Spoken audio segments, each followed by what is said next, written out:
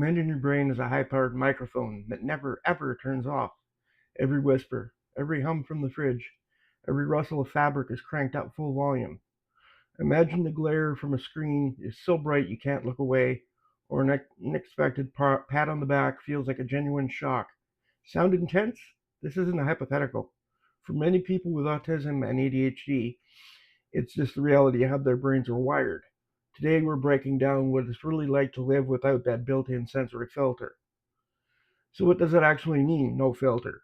For most neurotypical people, the brain is constantly automatically filtering out stimuli it decides is irrelevant. That chatter from the next room, that tag on your shirt, your brain just tunes it out. For many with autism and ADHD, that filter is either missing or works inconsistently. In autistic people, this can lead to really mixed experiences. This might be hypersensitive, where things like background music or bright lights feel overwhelming and even painful.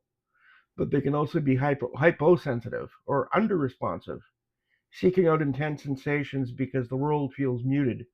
An individual can even experience both at the same time for different senses. With ADHD, however, sensory issues are often tied to how the brain tries to manage incoming information. When sensory information competes for your brain's attention, it can be hard to focus. It's not a lack of willpower, it's a fundamental difference in how the brain processes the world around it.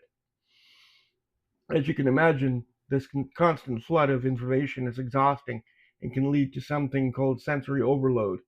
This is when the brain gets too much input and it can no longer prioritize or process at all. Essentially, getting stuck in an environment like a grocery store or a classroom can suddenly feel completely unbearable. This isn't just a feeling of stress, it can trigger a whole body response. That might look like the classic fight or flight panic, but it can also mean withdrawing, shutting down completely, becoming irritable, or having a big physical and emotional response like crying or needing to escape the situation. What's more, a person's ability to tolerate sensory input isn't static. It can change based on how tired or stressed you are, your physical health, or even the time of day. So, what's the key takeaway here?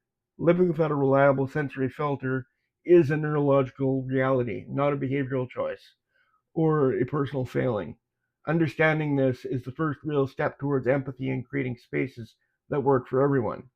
And the good news is, accommodations can be simple.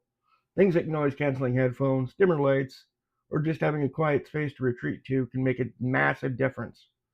What sensory overload feels like for you?